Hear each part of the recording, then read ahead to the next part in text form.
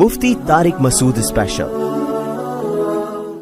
آپ دیکھو اسلام میں محبت کی کتنی ویلیو ہے، اس سے آپ ایک مسئلے سے اندازہ لگاؤ کتنی ویلیو ہے، جوڑ پر اسلام کتنا یقین رکھتا ہے۔ مسئلہ یہ ہے کہ اگر میاں بیوی دونوں کافر تھے، دونوں کی شادی ہو گئی تو اسلام اس شادی کو ایکسپٹ کر لیتا ہے۔ کیا خیال ہے بھائی، کرتا ہے کہ نہیں کرتا؟ بھائی ہندو کی شادی ہندو لڑکی سے ہوئی اور آگ کے گرد 7 چکر لگائے، پنڈت جی نے ہنڈڑ پڑھ کے اس کا نکاح پڑھا دیا۔ میں جب انڈیا گیا تو سب سے پہلے میں پنڈت جی سے ملوں گا، یہ آپ پڑھتے کیا ہو؟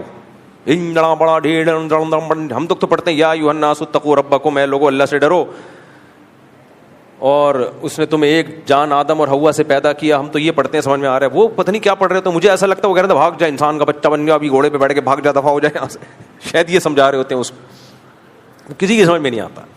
تو پنڈت جی سے میں ترجمہ پوچھوں گا، یہ آپ پڑھتے کیا ہو؟ کوئی اچھے کلمات ہی ہوں گے، اچھا مطلب ہی ہوگا کہ یہ ایک اچھا کام کر رہے ہو، پہلی دفعہ زندگی میں کوئی ڈھنگ کا تم نے کام کیا ہے۔ یا اس کو ڈانٹ رہے ہوتے ہوں گے، انسان کے بچے تم نے ڈھنڈڑا پہلے کیوں نہیں یہ کام کیا، ڈھنڈڑا بڑھاپے میں کیوں یہ کام، ہو سکتا ہے یہ ڈانٹ رہے ہوں اس کو۔ کبھی انڈیا جانا ہوا تو میں پنڈت جی سے پوچھوں گا ترجمہ کر کے بتاؤ یار، اب ہندو کی شادی ہوئی ہندو لڑکی سے، آگ کے گرد 7 چکر لگائے اور ان کا نکاح ہو گیا تو اسلام اس نکاح کو ایکسپٹ کر لیتا ہے، حالانکہ ان کے مذہب کے مطابق پڑھایا گیا۔ ایکسپٹ کرنے کا مطلب کیا؟ بچے ہو گئے، اسلام اس کو حلال بچہ کہے گا، سمجھ رہے؟ ثابت النسب کہے گا، ناجائز اولاد نہیں کہے گا، اور اس کے باپ کو باپ مانے گا۔ اگر وہ دونوں اسلام لے آتے ہیں تو ان کو دوبارہ نکاح پڑھنے کی بھی ضرورت نہیں ہے، بس وہی پرانا نکاح ان کا اسلام ایکسپٹ کر لیتا ہے۔ مسئلہ یہاں کھڑا ہوتا ہے کہ دونوں مسلمان نہیں ہوئے، دونوں میں سے ایک نے اسلام قبول کر لیا، ہندو لڑکی ہے ہندو لڑکا ہے، دونوں میں سے ایک نے اسلام قبول کر لیا، اب کیا ہوگا؟ ظاہر ہے اب ان کا نکاح نہیں چل سکتا، کیونکہ ہندو اور مسلم کا نکاح نہیں ہو سکتا۔ اب بعض فقہا کہتے ہیں کہ چونکہ نہیں ہو سکتا، لہذا جیسے ہی ایک نے اسلام قبول کیا فوراً ان کے درمیان نکاح ختم۔ شوہر نے اسلام قبول کیا، بیوی آزاد ہے، عدت کے بعد جہاں چاہے نکاح کرے، عدت ان کا وہ جو بھی ہے ان کے مذہب کے مطابق عدت ہے نہیں ہے۔ عورت نے اسلام قبول کیا، مرد جہاں چاہے، ہندو مرد ہے وہ جہاں چاہے، یعنی عورت جہاں چاہے نکاح کر لے عدت کے بعد۔ یہ بعض حضرات کی رائے، لیکن امام حنیفہ رحمہ اللہ کی رائے کیا ہے؟ احادیث دونوں طرف ہمیں ملتی ہیں، امام حنیفہ نے ترجیح اس بات کو دی ہے کہ اگر ایک نے اسلام قبول کر لیا اور ہم یہ کہہ دیں کہ نکاح ٹوٹ گیا ہے تو اس کا مطلب اسلام لانے کی وجہ سے ریلیشن ٹوٹا ہے، جبکہ اسلام ریلیشن جوڑتا ہے، توڑتا بولو نہیں ہے۔ یعنی اس کا تو مطلب یہ ہوگا کہ اسلام لانے سے نکاح ٹوٹ رہا ہے، بھائی یہ تو ریلیشن ختم ہو رہا ہے، اب دونوں کو چلنے بھی نہیں دے سکتے کیونکہ مسلم اور غیر مسلم جمع نہیں ہو سکتے۔ تو وہ کہتے ہیں کہ اگر شوہر اسلام لایا ہے تو شوہر کورٹ میں کیس کرے گا کہ میں اسلام لایا ہوں، کورٹ میری بیوی کو کہے کہ تم بھی اسلام لے کر آؤ تاکہ تمہارا نکاح برقرار رکھا جائے، بیوی پہ اسلام پیش کیا جائے گا، بیوی اسلام لے آئے ٹھیک ہے، کوئی تجدید نکاح کی ضرورت نہیں ہے، پرانا والا نکاح باقی ہے۔ لیکن بیوی نے اسلام قبول کرنے سے انکار کر دیا تو کورٹ اس نکاح کو اس بیس پہ ختم کرے گی کہ اسلام کو ٹھکرا دیا ہے۔ اسلام کو ٹھکرانا رشتہ توڑنے کا سبب بن سکتا ہے، اسلام لانا رشتہ توڑنے کا سبب نہیں بن سکتا۔ کھوپڑی شریف میں سمجھ میں بات آ رہی ہے؟ لوگ مجھے کہتے ہیں کہ یار آپ کھوپڑی کہتے تو اتنے پڑھے لکھے لوگ بیٹھے ہوئے ہوتے ہیں، وہ مائنڈ کرتے ہیں، تو اس لیے میں شریف اسی وجہ سے تو لگاتا ہوں کھوپڑی کے ساتھ کہ جس نے مائنڈ کیا ہے شریف لگنے سے اس کا مائنڈ ٹھیک ہو جائے، کمفرٹ زون میں آ جائے۔ اسی طرح عورت نے اسلام قبول کیا اور مرد کافر ہے، غیر مسلم ہے، تو ایک دم نکاح نہیں ٹوٹے گا، نکاح باقی ہے۔ عورت کورٹ میں کیس کرے گی کہ میں نے اسلام قبول کر لیا، میرا شوہر نے اسلام قبول نہیں کیا ہے، کورٹ اس پہ اسلام کو پیش کرے، کورٹ اسلام پیش کرے گی، اس پہ کہے گی بھائی آپ کی بیوی مسلمان ہو چکی ہے، آپ بھی اسلام قبول کر لو تو ٹھیک ہے، جیسے زندگی گزار رہے تھے گزارتے رہو۔ اگر آپ وہ اگر کہہ دیں نہیں ہے تو پھر کورٹ کہے گی آپ چونکہ اسلام کی دعوت کو ٹھکرا رہے ہو, تو ٹھکرانا سبب ہے نکاح کو ختم کرنے کا. تو جو مذہب میرے بھائی اتنا رشتے جوڑنے پر بلیو رکھتا ہو, وہ ایسی باتیں کہے گا کہ بہو ساس پانی منگوا رہی ہے, بہو کہے میرے ذمہ تمہاری خدمت لازم نہیں ہے, سسر کہہ رہا ہے بیٹا تھوڑا سا چائے بنا دو آج سر میں درد ہو رہا ہے, انکل میرے ذمہ آپ کی خدمت لازم نہیں ہے. پھر یہ لوگ آگے بڑھ کے کہتے ہیں بیوی کے ذمہ شوہر کی خدمت بھی لازم نہیں ہے. یہاں اور آگے جاتے ہیں, ایک پروفیسر صاحب ہیں, انہوں نے تو حد ہی کر دی کہ بیوی کے ذمہ شوہر کی خدمت بھی لازم نہیں. اب شوہر گھر میں آیا, بیگم آج تم پراٹھا بنا دو, میرے ذمہ آپ کی خدمت لازم نہیں. پھر بیگم کہے گی واپسی پہ 6 انڈے لیتے ہوئے آنا, شوہر کہے گا میرے ذمہ آپ کی خدمت لازم نہیں. وہ کہے گی نان نفقہ آپ کے ذمہ, تو کہہ رہے اکاؤنٹ میں پیسے ڈال دیے نا, 6 انڈے اپنے باپ سے منگوا, میرے سے کیوں منگوا رہی ہے؟ نان نفقہ ہے نا تو وہ میں نے ڈال دیا نا اکاؤنٹ میں, میں کیوں 6 انڈے لیتے ہوئے آؤں؟ میں کوئی خان سامہ ہوں ہیں؟ میں تیرے پھر جو کراچی میں جو ابیوزو لینگویج پھر یوز ہوتی ہے نا, تو باپ دادا پہ آتے ہیں, میں تیرے باپ کا نوکر لگتا ہوں, جب باہر جاؤں 6 انڈے لیتے ہوئے آؤں, دہی لیتے ہوئے آؤں, تیرے باپ کے لیے دہی کی دکانیں کھول کے دی ہوئی ہیں کیا مجھے؟ پھر یہ اسٹائل ہوتا, سمجھ رہے ہو؟ اور یہ چل رہا ہوتا ہے گھروں میں, 1 کلو دودھ لیتے ہوئے, تیرے باپ کا بھینس کا باڑا ہے جو اس نے مجھے جہیز میں دیا ہے. یہ چل رہے ہوتے کہ نہیں چل رہے ہوتے؟ تیرے باپ نے مجھے بھینس کا باڑا کھول کے دیا, 1 کلو دودھ لیتے آنا, 1.5 کلو دودھ لیتے ہوئے آنا.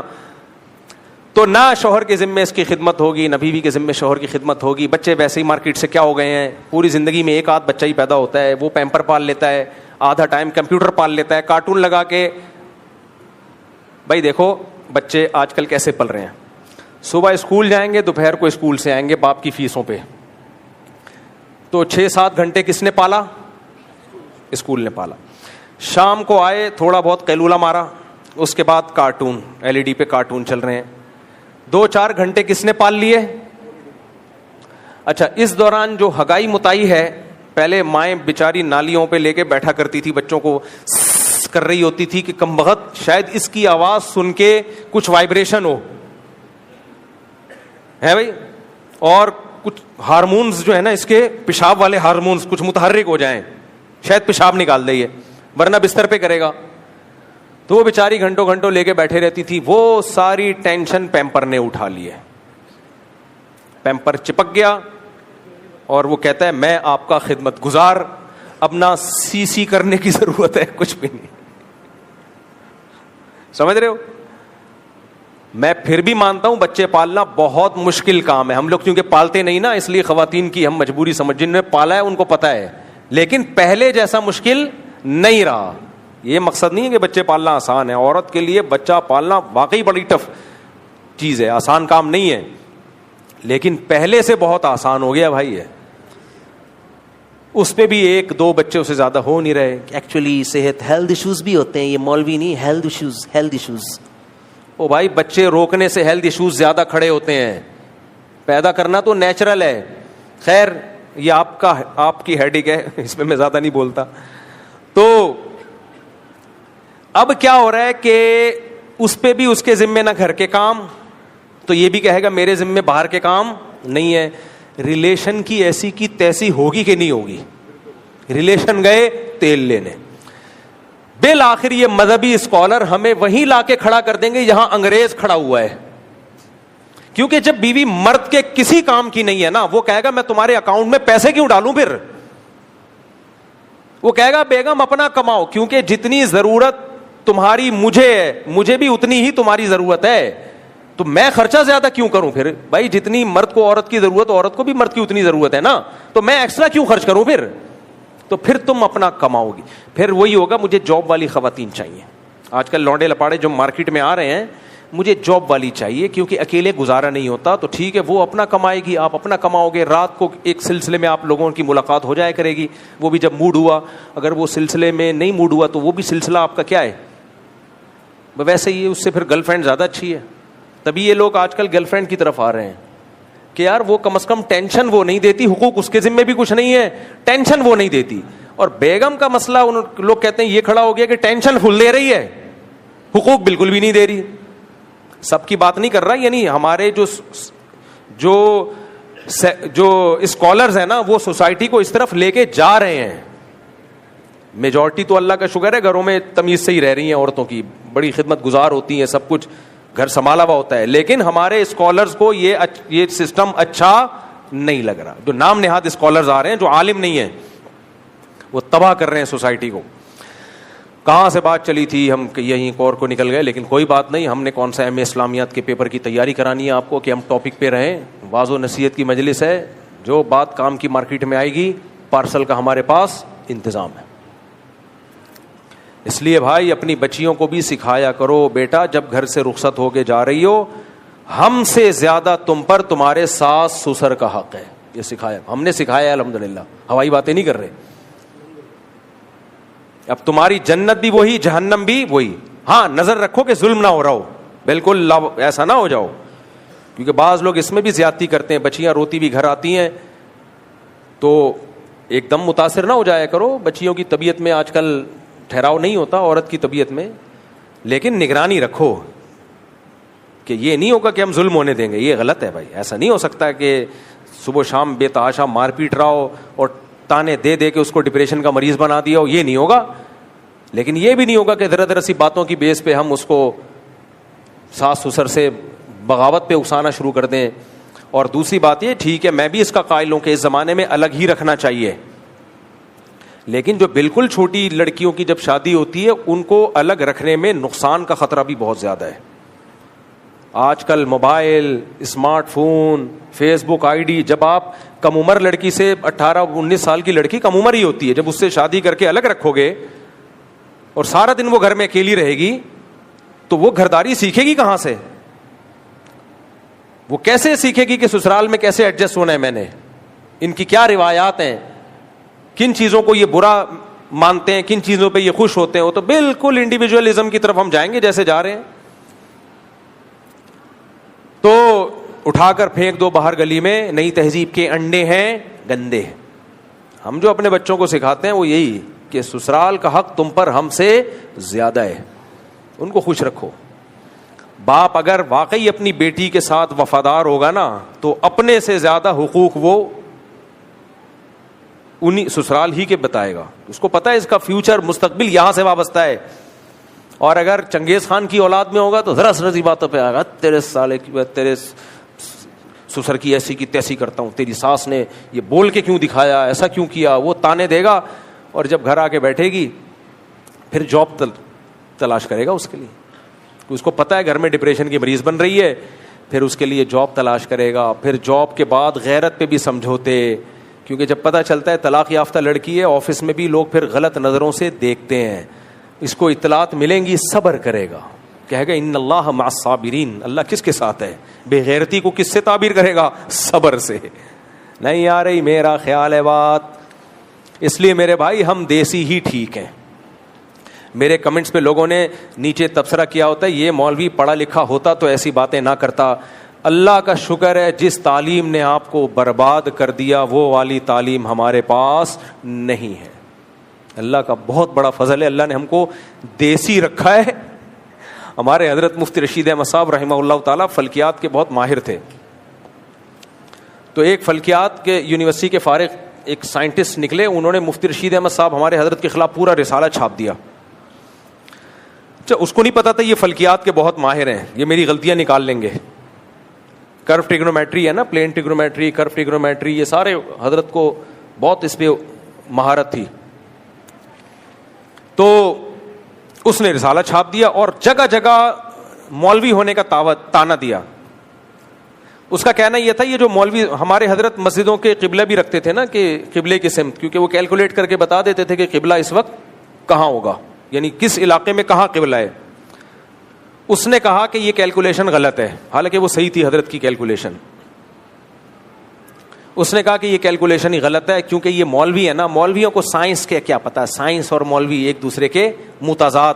پھر جو مولویوں کی اس نے پگڑیاں اچھالی ہیں اپنی تحریر میں, یہ مولوی ایسے اور یہ مولوی ایسے, لوگوں کو غلط سمت میں نمازیں پڑھا رہے ہیں, ان کو تو کیلکولیشن کا نہیں پتا.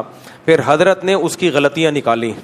وہ سائنٹسٹ جو تھا نا, کہ حضرت نے فرمایا کہ اس بیچارے کو کرو ٹریگنومیٹری اور پلین ٹریگنومیٹری کا فرق معلوم نہیں ہے. دیسی لوگ ایسے ہی ہوتے ہیں, عام آدمی سمجھ رہا ہوتا ہے کہ بہت بڑا سائنٹسٹ ہے, سائنسدانوں سے پوچھو تو وہ کہے گا بھائی ایک فارغ آدمی ہے, یہ اس کا منجن صرف انڈیا اور پاکستان میں چلتا ہے, باہر کی دنیا میں اس کا منجن بولو نہیں چلے گا. جیسے ہمارے یہاں کچھ عطائی حکیم اور کچھ عطائی ڈاکٹر آ رہے ہیں, انگلش میں انگلش ٹھش پش لگائیں گے, لوگ کہتے ہیں علوم کیا ہے, علم نہیں ہے, علوم ہے, علوم بھائی صاحب کے پاس.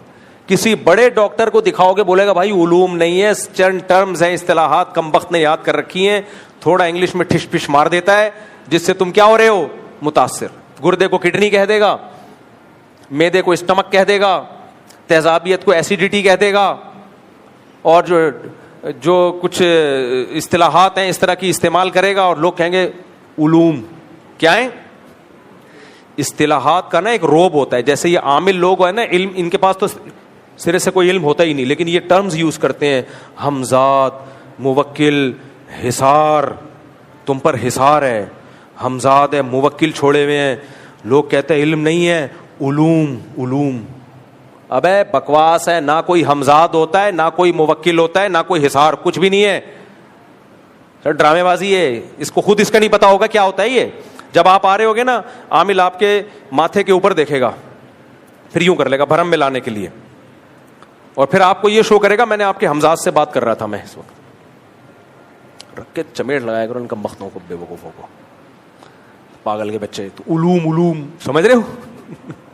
تو ایسا ہی عطائی ڈاکٹر جو ہوتا ہے نا, یوٹیوب پہ آ کے پھینک رہا ہوگا لمبی لمبی, تو لوگ کیونکہ ہمیں میڈیکل سائنس کا پتہ نہیں, ہم کہتے ہیں یہ عام ڈاکٹر تو پاگل کے بچے کہیں سے, یہ ہیں علوم. یہ کیا ہے, یہ ہے علوم.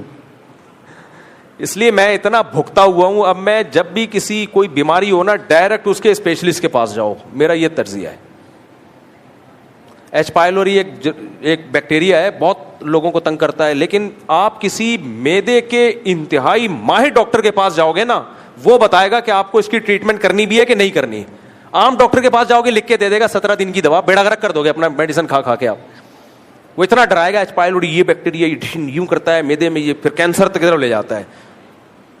اور ہیں بھی رپورٹیں بھی, گوگل پہ سرچ کرو گے واقعی ہوگا. لیکن آپ کسی جگر اور معدے کے اسپیشلسٹ کے پاس جاؤ گے جو تجربے کار ہو, بوڑھا ہو, نیا نیا نہ بناؤ, وہ کہے گا بھائی صاحب کیا ہو گیا رہا ہے تمہیں, کھانا پراٹھے تو ہضم کر رہے ہو کافی ہے, اور بیکٹیریا مار کے 6 پراٹھے کھانے ہیں کیا تم نے. خیر یہ میرا ٹاپک نہیں ہے, لیکن میں صرف اتنا بتانا چاہ رہا ہوں کہ ہمیشہ کسی بھی فیلڈ میں نا اس کے ایکسپرٹ کے پاس جایا کرو. خیر جلدی سے بات کو سمیٹ کے ختم کرتا ہوں, وقت بہت زیادہ ہو گیا. تو اسی طرح یہ جو علوم کی بات لگائی ہوئی ہوتی ہے, بات کہاں سے آ گئی تھی, اسکالرس کی بات کر رہا تھا نا میں, یہ بات کہاں سے آئی یار, میں عاملوں پہ کیسے آیا, ہاں وہ مولانا کی بات کر رہا تھا. تو اس سائنٹسٹ نے ہمارے حضرت کے خلاف ایک رسالہ لکھا, اور اس نے لکھا کہ ان کو فلکیات کا کیا پتا, یہ مولوی مدرسوں سے چٹائیوں پہ بیٹھ کے پڑھنے والے ملا کر کے نا توہین کی. حضرت نے جو دلائل کے دنیا میں اس کی دھجیاں اڑائی نا, دھجیاں اڑائیں. پھر حضرت نے آخر میں لکھا, اے اللہ تیرا بہت بڑا فضل ہے کہ تو نے مجھے ملا بنایا, اے اللہ مجھے ملاؤں میں ہی رکھنا, ملاؤں میں ہی موت دینا. اور اللہ کا شکر ہے ملاؤں میں ہی حضرت کا جنازہ سارے مولوی تھے جنازہ اٹھانے والے تھے. تو یہ جو دیسی لبرل طبقہ یونیورسٹیوں میں آج کل بڑے انگلش ٹھش پش, انگلش آنا بہت ضروری ہے, میں انگلش کا منکر نہیں ہوں. آج ہی اپنے بچے کو نصیحت کر رہا تھا میں, پوچھ لیں بیٹھا ہوا ہے بیان میں, کہ انگلش اور عربی لازمی سیکھنی ہے لینگویج. لیکن یہ کمبخت 2-4 انگلش کے الفاظ کیا آ جائیں ان لوگوں کو, یہ سمجھتے ہیں ہمارے پاس کیا آ گئے, علوم کے سمندر آ گئے ہمارے پاس, علوم. تو اللہ کا بڑا فضل ہے, اللہ نے ہمیں دیسی رکھا ہے. ہم خوش کس وجہ سے ہیں, دیسی ہونے کی وجہ سے, سمجھ رہے ہو. ہم کہتے ہیں شادی بھی جلدی کرو, بچے بھی دنادن پیدا کرو, ایسی کی ہمارا ٹریڈ مارک ہے یہ. اور یہ دیسی لبرل کی ایسی کی بولو تیسے جاؤ, ہم دیسی ٹھیک ہے بھائی, ہم دیسی ٹھیک. انڈا بھی دیسی کھاؤ اگر اللہ نے گنجائش دی ہے, سمجھ رہے ہو. اچھا یہ بھی ایک آخری بات یار, جب کیا کریں ہم, تھوڑا سا 2 منٹ لے لوں, اتنے دنوں بعد سفر بھی تو ہو رہا ہے. دیکھو یہ جو مشینوں پہ لوگ جم کرتے ہیں نا, یوں دوڑتے ہیں, یہ بھی مجھے لیڈیز پن لگتا ہے. جاگنگ کیا کرو, گراؤنڈ میں جا کے بھاگا کرو, یہ لیڈیز کے لیے. مشین گھر میں رکھ دی, آج کل لوگ کہتے ہیں, ڈاکٹر کہتے ہیں ایکچولی فزیکل ایکٹیویٹی بہت ضروری ہے, تو فزیکل ایکٹیویٹی میں گھر میں مشین لا کے رکھیں گے, اس میں بھاگیں گے. ابے باہر جا کے دوڑو میدان میں, جو نیچرل ہے دوڑو. یہ کام لیڈیز کے لیے چھوڑ دو, آپ آدمی کے بچے بنو, کہاں جاؤ. تو یہ نہیں, یہ بھی غلط ہے. ٹھیک ہے, جس کے لیے باہر دوڑنے کا کوئی ہے ہی نہیں, وہ گھر میں بیٹھے رہنے سے بہتر ہے. لیکن جو نیچرل ہے میرے بھائی, وہ باہر دوڑو, باہر کی ہوا کھاؤ. کتوں کا خوف بھی اس میں آتا ہے, 2-4 کتے دیکھ رہے ہوتے ہیں, اس سے آپ کی ہارٹ بیٹ تیز ہوتی ہے, امیون سسٹم آپ کا کیا کرتا ہے, بوسٹ ہوتا ہے. بالکل گھر کی 4 دیواری میں ہی سب کچھ ہو رہا ہے. تو یہ مزہ نہیں ہے زندگی میں. ہم تو باہر جاتے ہیں, 2 کراچی میں کتے دیکھو گھور گھور کے دیکھ رہے ہوتے ہیں, آدھا تو وہیں پہ پسینہ نکل جاتا ہے. کل بھی میں گیا ہوں رات کو, تو 2-4 کتے میں نے کہا بھی اٹیک کریں گے ہمارے اوپر, لیکن نہیں کیا اٹیک. اس سے ایک ریلیکس ہوا. ایک فزیکل فٹنس میں اس کا بہت بڑا دخل ہے. اللہ عمل کی توفیق عطا فرمائے. خلاصہ دیسی ہیں ہم, دیسی ہی میں خوش ہیں بھائی.